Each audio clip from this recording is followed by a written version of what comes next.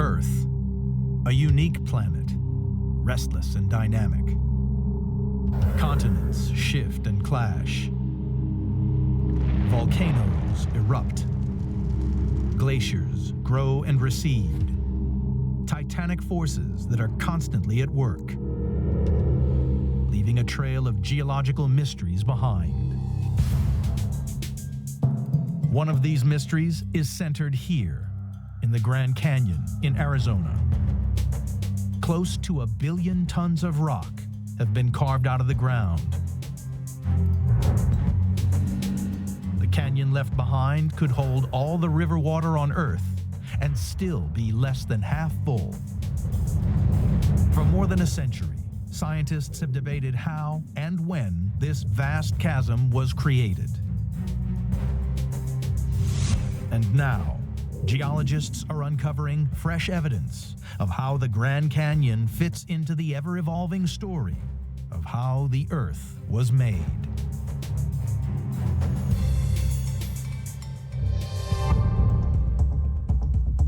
The Grand Canyon, one of America's most spectacular natural wonders.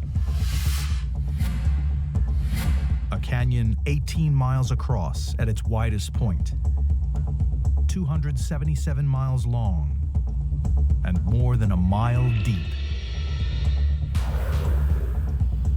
It is so vast that it can even be seen from space. Although Hell's Canyon in Idaho is almost half a mile deeper, and Australia's Capertee Valley is nearly a mile wider, the Grand Canyon remains the most famous of them all. And it also holds one of geology's greatest mysteries. Just how did the Colorado River, only 1/10 the size of the Mississippi, form such a large canyon? The answer has eluded scientists for more than a century, because many of the clues they normally rely on have been swept away by the river's water over millions of years, or buried by landslides, or destroyed by volcanoes.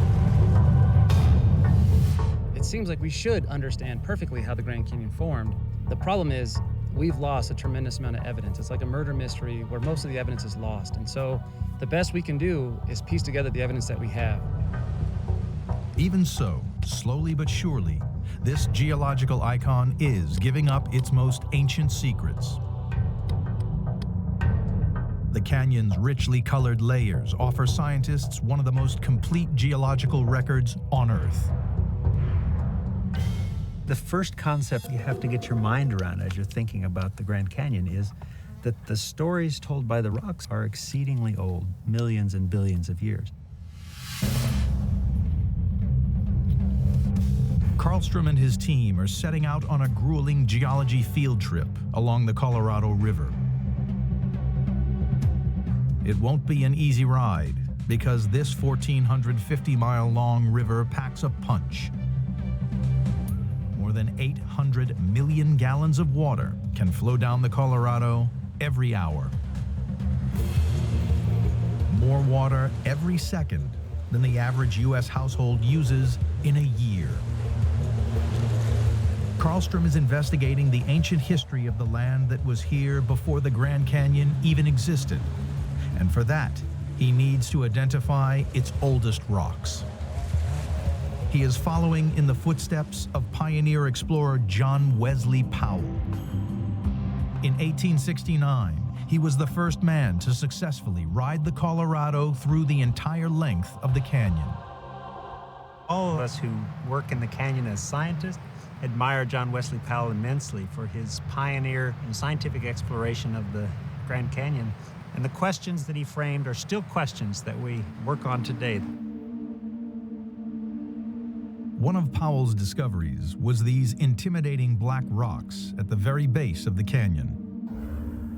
Well, we're deep in the Grand Canyon, right by the Colorado River. You can see these spectacular black rocks. Actually, John Wesley Powell called them ugly black rocks, because for him, these hard rocks made bad rapids, and that was harder on his trip. But for those of us who are interested in the early history of Grand Canyon, these rocks are the bonanza. Powell had no way of dating these rocks, now identified as Vishnu schist. All he could conclude from their appearance was that they had once been molten, deep underground. But Karlstrom has an advantage: modern instruments that can accurately date the rocks by measuring radioactive decay. And the first step in figuring out what happened here in the ancient past is to record when these rocks were created. These rocks are about 1.7 billion years old. It's less than half of the age of the Earth. So we have a great story here in the Grand Canyon of the last almost 2 billion years of Earth history. But Karlstrom needs more information. And these ugly black rocks hold another crucial clue to what this land looked like before the canyon was cut. They can tell him not only when they were formed, but also precisely how deep in the Earth's crust they were made. These tiny stones, embedded throughout the ancient boulders, are literally jewels.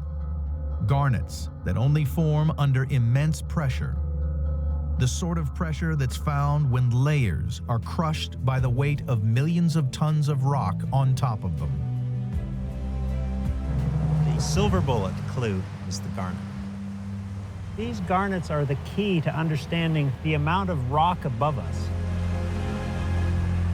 By analyzing the chemical structure of the garnet, in particular its calcium content, investigators can determine how much weight of rock was crushing down upon it at the moment it was made.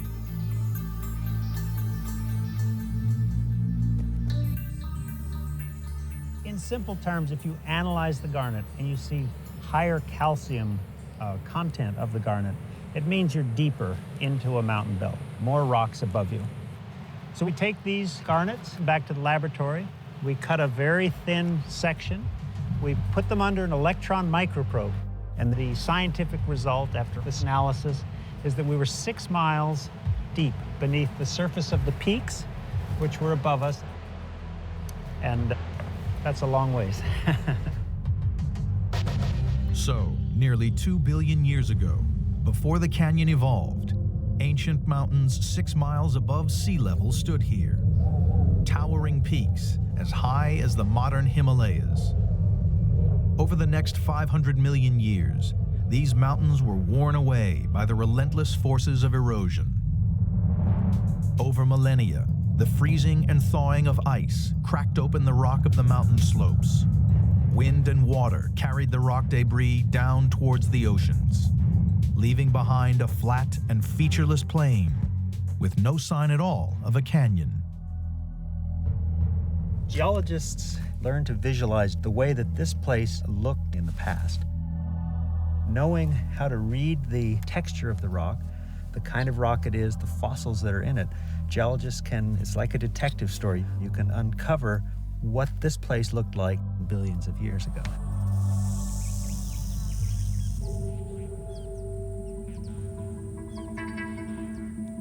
This is now desert country, more than 300 miles inland. And yet, these shells, encased in solid rocks, are ocean fossils. In this one cliff, you can find fossil shells that look like you'd pick up on the seashore today. They die, they fall to the bottom of the seafloor, and they get trapped and die in the mud at the bottom of the ocean at the time that they're being deposited. Shells like these come from shallow tropical waters, an inland sea that first arrived here 500 million years ago and covered the flat, low-lying plain.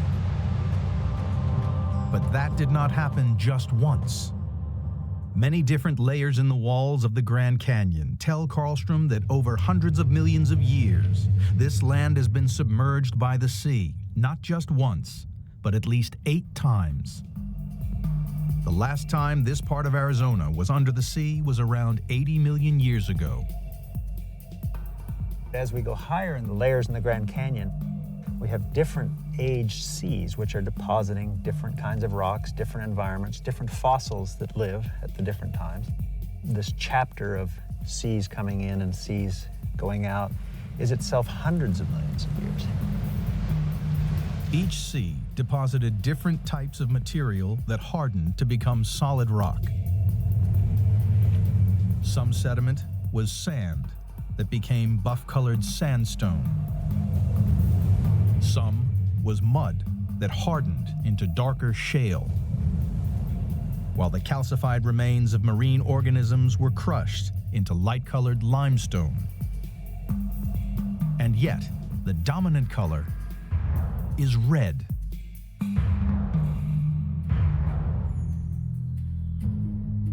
That comes from iron, locked within all the rocks. Over millions of years, the iron rusts into a distinctive red hue. For the geology detectives, descending into the Grand Canyon is like traveling back in time.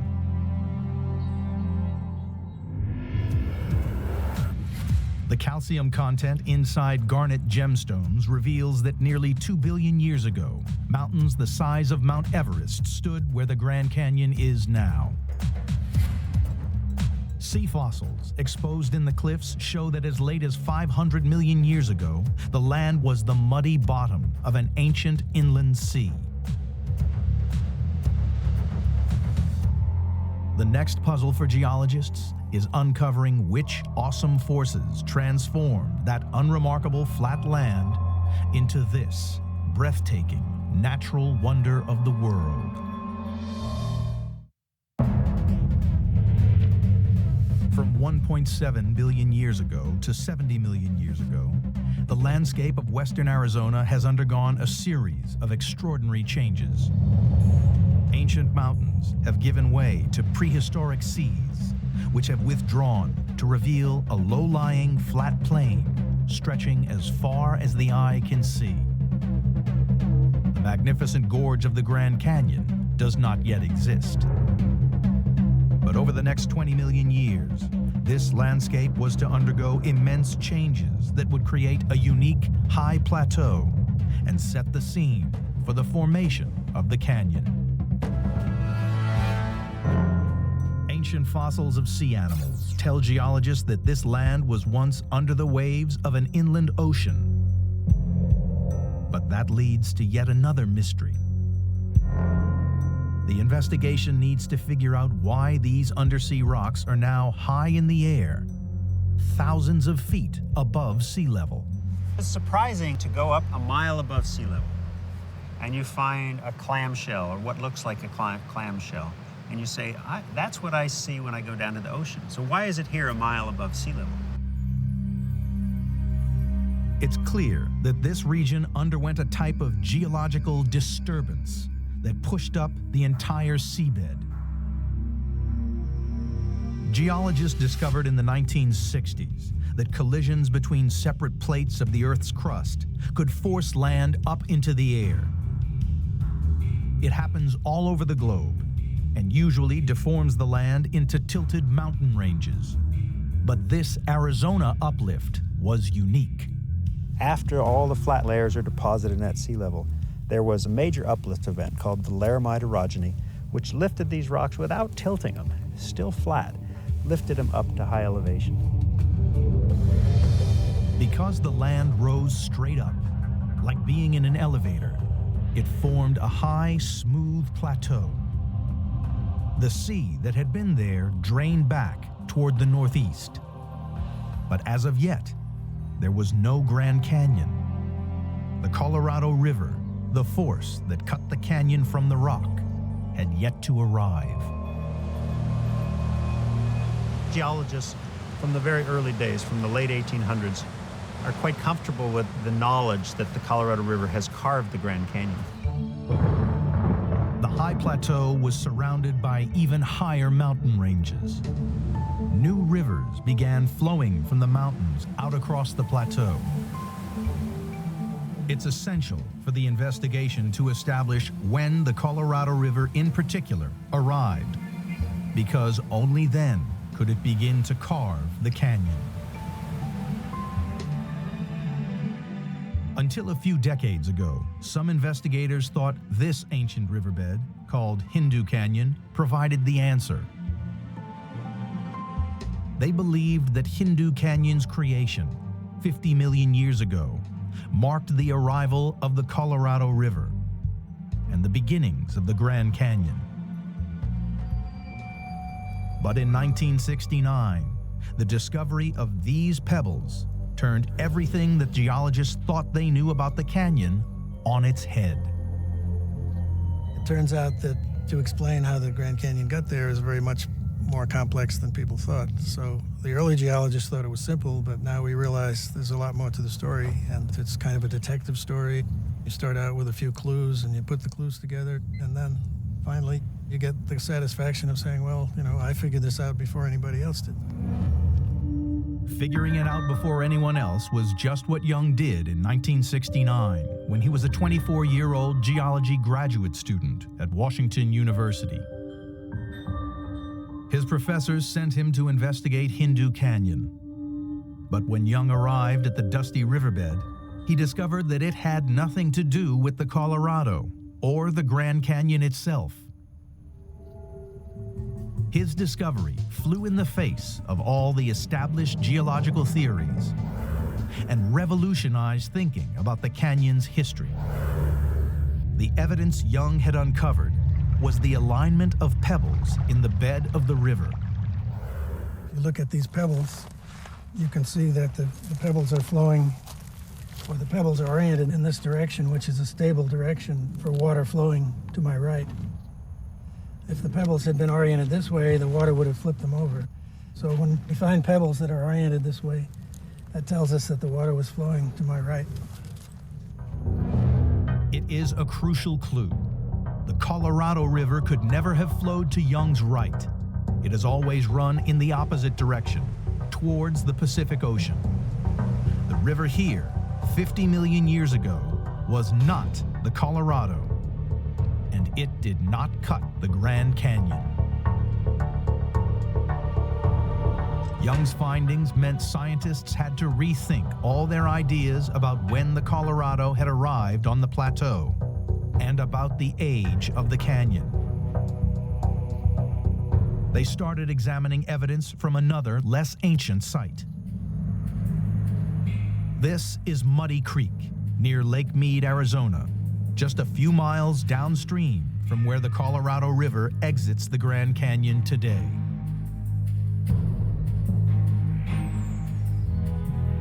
The underlying rocks prove that this was once the site of a vast freshwater lake.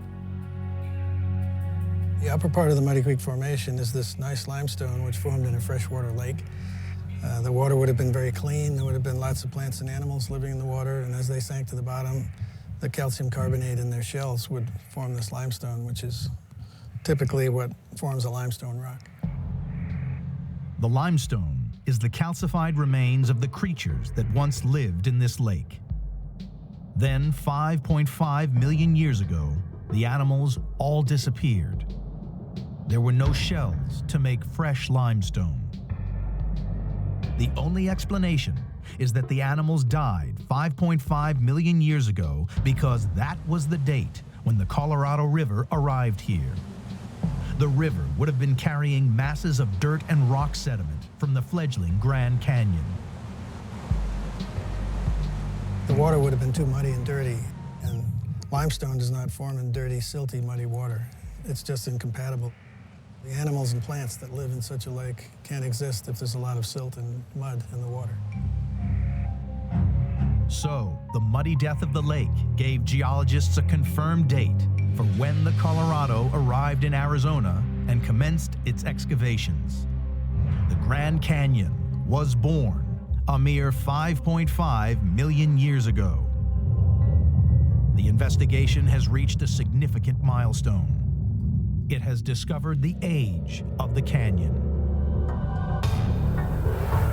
The angles at which pebbles lie in ancient riverbeds reveal that the Grand Canyon is far younger than geologists had previously ever suspected. The limestone discovered at Muddy Creek reveals the date that the Colorado River arrived on the plateau and the true age of the canyon, 5.5 million years old. Now geologists had a new mystery to solve, discovering why the Colorado River took the path it did some 5.5 million years ago, and why it carved a canyon of such remarkable dimensions. The investigation into the history of the Grand Canyon has uncovered a 1.7 billion year old landscape that has evolved from ancient mountains through to the Colorado Plateau. 5.5 million years ago, the Colorado River began carving out the Grand Canyon from this plateau. The question scientists now had to answer was what happened at that time to cause the river to dig deep and carve out the canyon. It is a debate that has been going on for more than a century and which continues today. I got interested in the Grand Canyon when I went to school and started studying, and I heard about the different ideas associated with the Grand Canyon and was just blown away when I found out we did not understand how the Grand Canyon formed.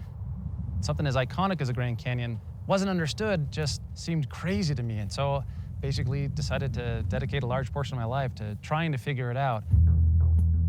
One theory is that several ancient rivers merged and their combined cutting power started digging out the canyon. Another assumes that the river cut down into the plateau as the land uplifted around it. But John Douglas has his own theory, one that has gained respect among many leading geologists since he first published his ideas in 2000.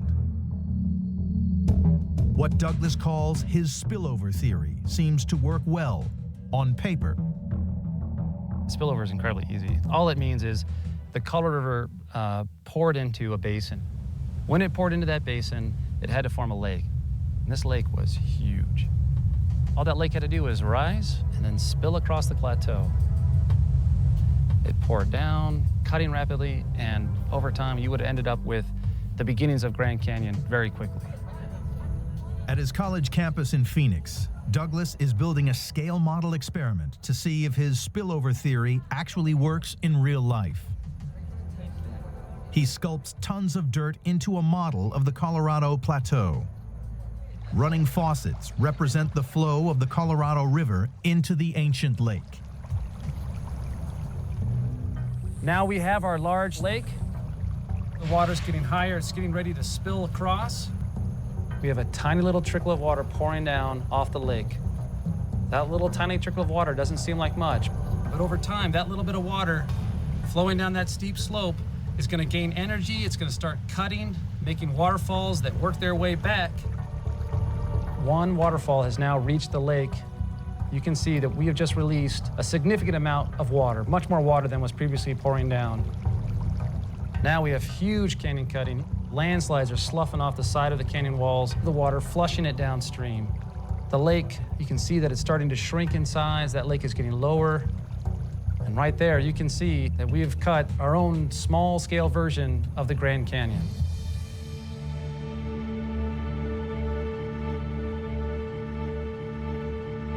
Douglas's experiment proves that the spillover theory works in miniature. But he needs evidence to show that it could have happened on an infinitely bigger scale.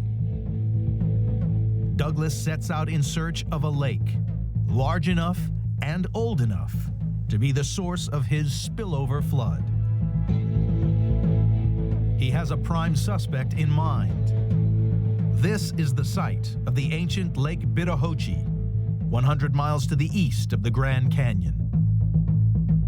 And a clue here on the old lake bed reveals how deep this lake once was. These green clays, which indicate deep lake water, this is the classic evidence for the giant lake necessary for the overflow explanation of Grand Canyon. These green deposits are only created in one specific environment. To have green lake clays, you need deeper water where there is little oxidation. I think that's indication that the Colorado River has arrived in this basin, that it's made its way from the Rocky Mountains to this location. And this is its basically stopover point before it eventually spills across to form the Grand Canyon. Establishing the depth at this point lets Douglas work out how large an area was once covered by water. he compares the depth of the water with the contour height lines of the surrounding countryside. And that shows that Lake Bidahochi once spread over 20,000 square miles and contained more than 3,000 cubic miles of water. That makes it bigger than Lake Michigan.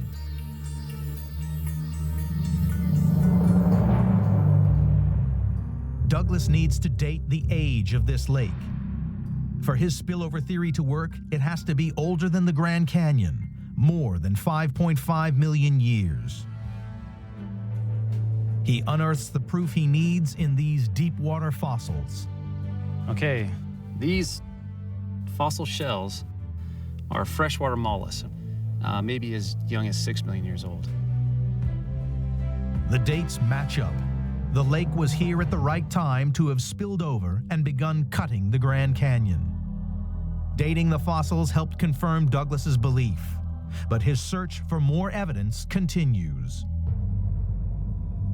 In reality, we're never going to know how it formed to 100% certainty unless someone builds a time machine. By doing this kind of work, all you're trying to do is increase your level of confidence on your ideas, build up your case, build up your evidence. Building up his evidence is exactly what Joel Pedersen is doing. He is using the very latest technology to prove exactly how fast the Grand Canyon was carved. He has found the evidence he needs right here, at the very start of the Grand Canyon. Here at Lee's Ferry, there are all of these gravels that are evidence of where the river has been in the past and the path it has taken during incision. And amongst the gravels, sometimes you see these great lenses of sand, and we can use the sand to get an absolute date on these deposits. As the Colorado River carved out the canyon, it deposited more and more of the gravel and sand debris at this spot. Newer layers buried older layers over millions of years. And geologists now have instruments that can measure how light has affected individual atoms within the sand.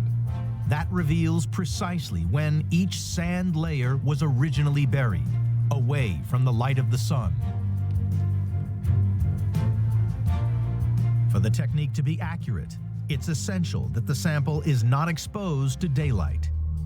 So here we can take a metal tube and we can hammer it into the sand outcrop, and in the metal tube then we'll get a sample of the sand and it'll stay out of sunlight, and then we take it back to a darkroom laboratory and remove the sand still sheltered from light, and then we can analyze the optical properties of it to get an absolute age. And in this case, the absolute age would tell us when the river was at this point in the landscape.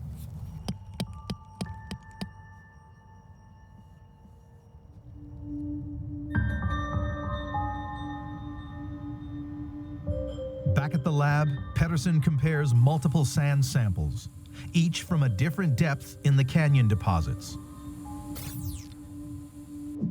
Discovering the age of each individual layer of sand lets him estimate how rapidly the river has been cutting down through the rocks.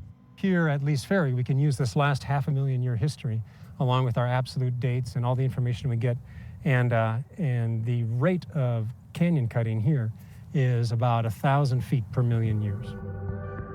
That's 1 foot in every 1,000 years, a little more than 1 inch every century. It proves that the entire 5,300-foot deep Grand Canyon could have been cut in a little more than 5 million years. In geological terms, the mere blink of an eye. The investigation is assembling evidence on how the Grand Canyon was created. Green clay deposits support the theory that an ancient lake was big enough to spill over and trigger the canyon's creation. Deep water fossils prove that the lake existed 6 million years ago, the right time to have overflowed and cut the Grand Canyon. But proving how the canyon cutting began is only part of the investigation. This is one of the widest and deepest canyons in the entire world. And to discover how it grew so large, geologists will have to examine some of the most dramatic and dangerous features the canyon has to offer. The landscape of western Arizona has transformed from ancient mountains to prehistoric seas to a flat, uplifted plain. Just 5.5 million years ago, the Grand Canyon was cut through this plateau. It happened so fast that geologists had to think again about the awesome power of the Colorado River. It cuts through rock not by the water wearing it away. You could pour water over rock for a long time and nothing would happen. It's the tools that the river carries. The river carries boulders and sand, and those bump against each other and they eat away at the rock. Every day, the Colorado can carry almost 500,000 tons of rock and debris, enough material to fill more than 100 Olympic swimming pools. That is 5 tons every second. So investigating river erosion is never an easy task, because the powerful flow of the Colorado River has scoured and washed away many of the clues that the rock detectives need. They looked for evidence in the hundreds of rapids that disrupt the river's progress. The swirling rapids are created when flash floods sweep boulders into the river from the many smaller side canyons. The river has to focus a lot of energy at these points to deal with all of the boulders that are coming in. The more coarse boulders and more resistant material that the river has to fight against to accomplish its incision, the steeper it gets. As the water flows over the rapids, it cuts deep into the bedrock below. At this set of rapids alone, the river drops 10 feet. And there are a lot of rapids on this section of the Colorado. So it put all these rapids together in a string through Grand Canyon, and that gives you the overall sort of unusually steep Grand Canyon profile of the river going through it. Gravity and simple physics are at the heart of how the Colorado has carved so much rock so quickly. 5.5 million years ago, the Colorado River was flowing over the steep edge of the plateau that had been pushed up thousands of feet above sea level. The river ran rapidly over the steep downward slope and swept rough, rocky debris along in its wake. An incision formed, digging back into the edge of the plateau. The power of the river to incise as it dropped off that huge escarpment must have been really great. And so the river quickly incised there, and that very steep drop-off of incision would have worked its way back upstream through the Grand Canyon region. It's sort of a waterfall that a few million years later has spread itself out through the length of the river. It is this steep drop-off between the Colorado Plateau and the land beneath it that fuels the Colorado's incredible erosive power. The river begins its life high in the Rocky Mountains in Colorado. For every mile that it travels, the river falls 10 feet. By contrast, the Mississippi River, a river moving 10 times as much water as the Colorado, meanders across a flat landscape. With no steep slope to drive it, the Mississippi can't carve any canyon. But the Grand Canyon is not just steep, it's also wide.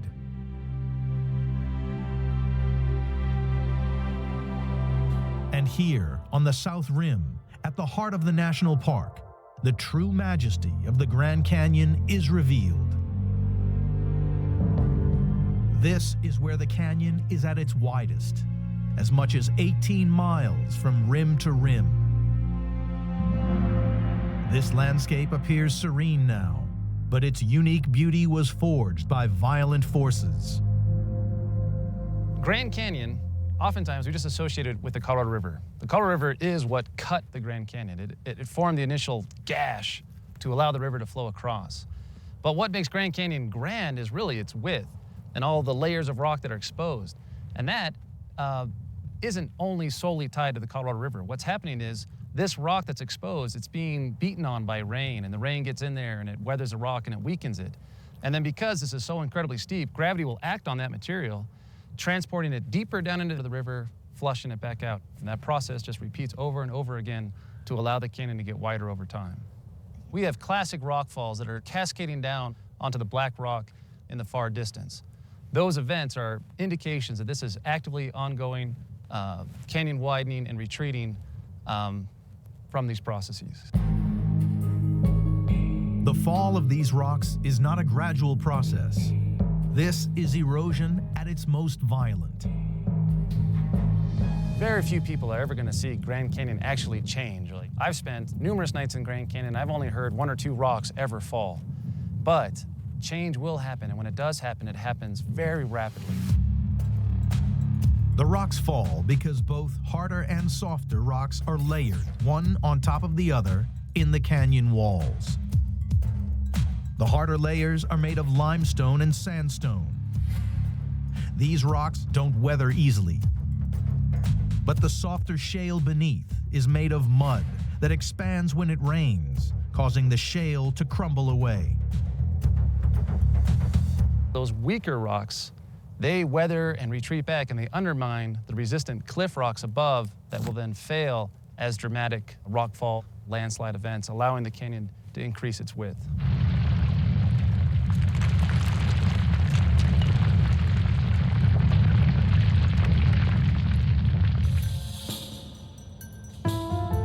The rock falls are merely the first step towards increasing the Grand Canyon's enormous width. Without the help of an accomplice, the entire canyon would fill up with debris. Without the Colorado River, you could not have the Grand Canyon as wide as it is. By flushing that material downstream, it wipes it all clean to allow a whole new material to build up again. And once you repeat that over and over again, it allows the canyon walls to retreat back. And the entire canyon just grows. These guys continue to march and push and move all that material downstream. The mystery of how the Grand Canyon grew so deep and so wide is being solved. The Colorado Rapids demonstrate how the steepness of the riverbed helps carve the canyon so quickly. Rock falls on the canyon walls reveal how weaker rocks rapidly widen the canyon across the plains of Arizona.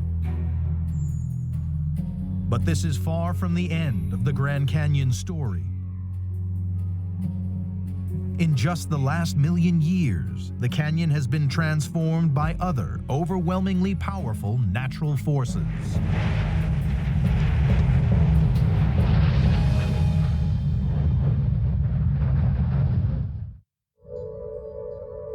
Geologists have established that over 1.7 billion years, the Grand Canyon emerged from ancient mountains and prehistoric seas to become one of North America's geological icons.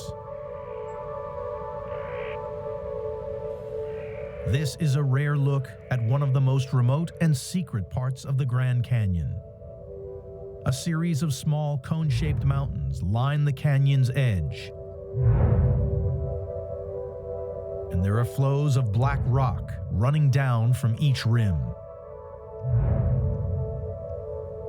They come from a remarkable era just 725,000 years ago, when the peace of the canyon was shattered by volcanoes.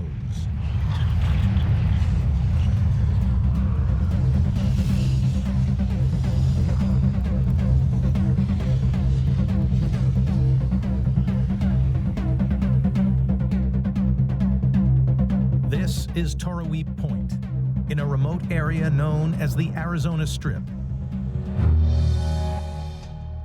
One of the most isolated places in the continental U.S. Few people other than geologists ever see this area, although it boasts some of the canyon's most stunning views. The rock detectives come to see how explosive volcanic eruptions have changed the canyon in the comparatively recent geological past. This black rock that seems to have spilled over the rim of the canyon is an ancient lava flow, what was once boiling hot rock, forever frozen in time. Powell talked about a river of molten magma pouring down into a river of melted snow.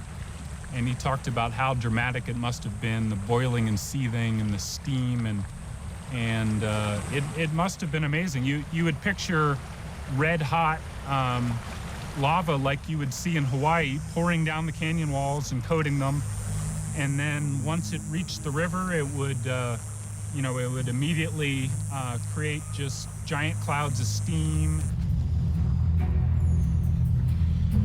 The extensive lava flows, erupting from as many as 100 cinder cone volcanoes, had a dramatic effect on the Colorado River running below. Crow believes that on at least 8 occasions, the volcanic eruptions created huge lava dams that blocked the river completely. Well, behind me here is one of many basalt remnants. They're the remains of lava flows that poured down the canyon, partially filling it. And then subsequently, the Colorado River has removed all but a few little chunks. The lava dams brought even the powerful Colorado River to a halt. For a while. In time, the dams were no match for the Colorado. The rising pressure of the dammed river behind them eventually became too much, and they shattered.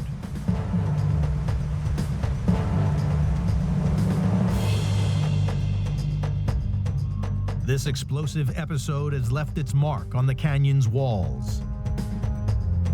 Today, the cones appear to be extinct and lifeless, although some geologists believe that the volcanoes might not be finished quite yet. The last eruption that sent lava pouring into Grand Canyon probably occurred about 100,000 years ago. There is evidence for an eruption on the rim that didn't actually make it into Grand Canyon that's 1,000 years old. So there's I think a good chance that in the future there may be eruptions here as well. The Grand Canyon's future has yet to be written, but investigators now understand the story of its past. The calcium in the garnet discovered at the base of the canyon reveals the ancient beginnings of this landscape, an immense mountain range. Limestone rocks show that the canyon was only formed 5.5 million years ago. Green clays that can only form in deep water prove that a huge lake, bigger than Lake Michigan, could have been the trigger for this canyon carving. And rock falls from the crumbling cliff faces of the canyon rim are evidence of how the canyon grew to the shape it is today. Geologists have been studying the canyon since the mid-1800s. Yet even after more than a century of investigation, the story is still far from finished. The landscape is evolving and it's going to be changing through the geological future. And so the story about the geology and the fascinating questions here is not one that's over, and it's going to continue to evolve as scientists continue to do work here. The dynamic geological phenomenon of the Grand Canyon is a place where the vast fiery forces within the Earth's crust do battle with the inexorable power of water. The result? A natural wonder whose walls record nearly 2 billion years of our planet's turbulent geological history.